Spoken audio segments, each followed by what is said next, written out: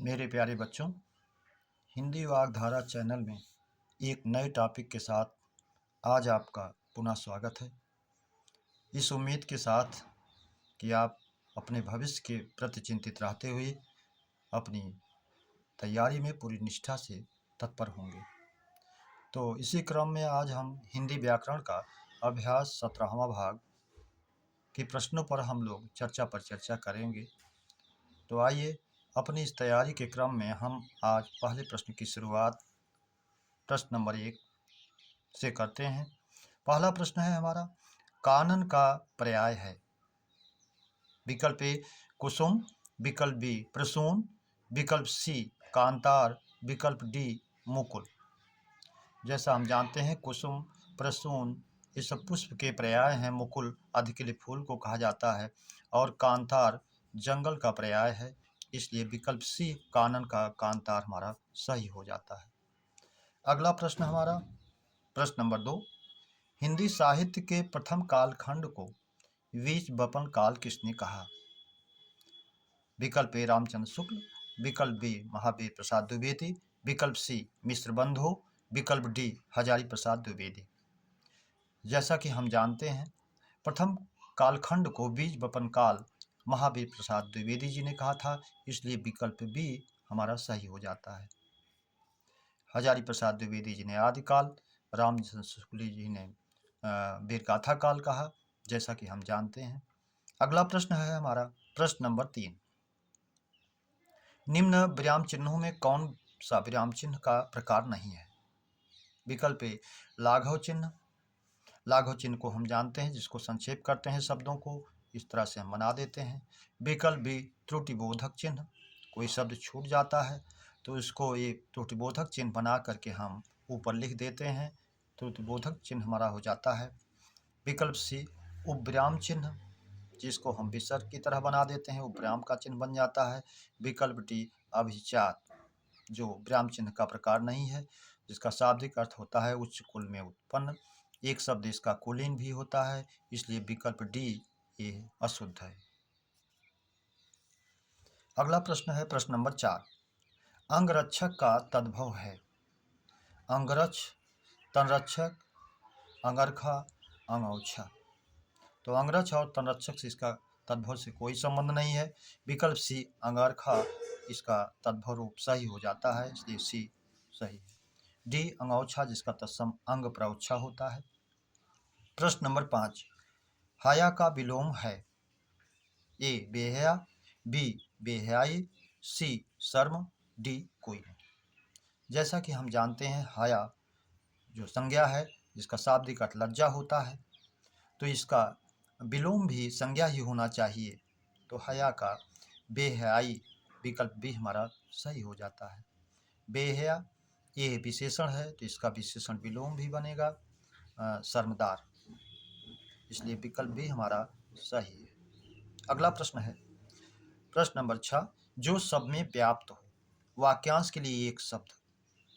विकल्प ए विभु, विकल्प बी सर्वव्यापी, विकल्प सी दोनों।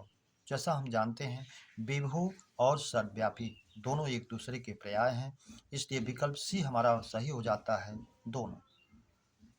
अगला प्रश्न प्रश्न नंबर 7, आस्तीन का साफ होना मुहावरे का अर्थ है।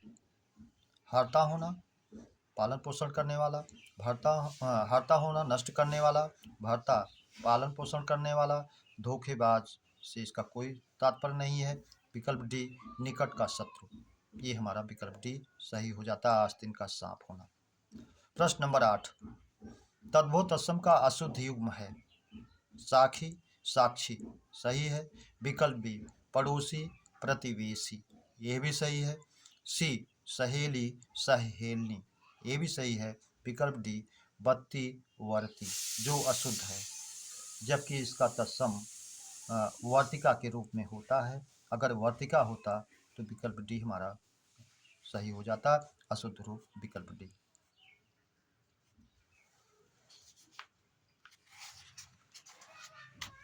प्रश्न नंबर 9, वह व्यक्ति कर्मठी है में कितने विशेषण हैं? विकल्प ए 1, बी 2, विकल्प सी 3, विकल्प डी 4। अब वह व्यक्ति कर्मठी है, वह व्यक्ति, वह जो है सर्वनाम होते हुए उसकी विशेषता बता रहा है, इसलिए सर्वनाम विशेषण है। कर्मठी व्यक्ति, कर्मठी भी गुणवाचक विशेषण है, इसलिए 2 विशेषण हो जाते हैं। इस तरह से विकल्प बी हमारा सही हो जाता है। अगला प्रश्न नंबर 10, अधिखिला फूल वाक्यांश के लिए एक शब्द है। विकल्प ए कली, विकल्प बी मुकुल, विकल्प सी दोनों, विकल्प डी कोई नहीं। शुद्ध रूप से तो मुकुल है, लेकिन कली को भी अधिखिले फूल के रूप में माना जाता है, इसलिए कली और मुकुल, विकल्प सी हमारा दोनों सही हो जाता है। अगला प्रश्न नंबर 11, द्वार पर कोई आया है में कौन सा सर्वनाम है? ए निश्चयवाचक, बी अनिश्चयवाचक, सी संबंधवाचक, डी निजवाचक। द्वार पर कोई आया है ये निश्चित नहीं है, इसलिए अनिश्चयवाचक सर्वनाम में जाएगा, अनिश्चयवाचक बी, विकल्प बी हमारा सही हो जाएगा। प्रश्न नंबर 12, सांप का पर्याय नहीं है। विकल्प ए पन्नग, विकल्प बी उरग, विकल्प सी द्विजिह्व, विकल्प डी ईसु। पन्नग भी है, पद न ग, पैर भी ना होने पर भी गमन करता है, इसलिए पन्नग है। उरग हृदय वक्षस्थल के बल ग माने गमन करता है, इसलिए है। द्विजिह्व 2 जीभ वाला होता है, इसलिए है। विकल्प डी ईसु, जिसका अर्थ होता है, पर्याय होता है तीर या बाण, इसलिए यह नहीं है, विकल्प डी सही हो जाएगा। प्रश्न नंबर 13, कर का अनेकार्थी है। विकल्प ए हाथ, विकल्प बी टैक्स, विकल्प सी किरण, विकल्प डी सभी। जैसा हम जानते हैं, कर का अनेकार्थी हाथ, टैक्स, किरण, सूर्ण आदि होता है, इसलिए विकल्प डी सभी हैं, सही हो जाएगा। प्रश्न नंबर 14, सकल और सकल समश्रुत भिन्नार्थक शब्द का अर्थ है। खंड, पूर्ण, बी अर्ध खंड, सी खंड अखंड, डी संपूर्ण टुकड़ा। जैसा कि हम जानते हैं, सकल संपूर्ण और सकल माने टुकड़ा, तो विकल्प डी हमारा सही हो जाता है। प्रश्न नंबर 15, छंद शास्त्र का अपर नाम है। रस शास्त्र, पिंगल शास्त्र, अर्थशास्त्र, अलंकार शास्त्र।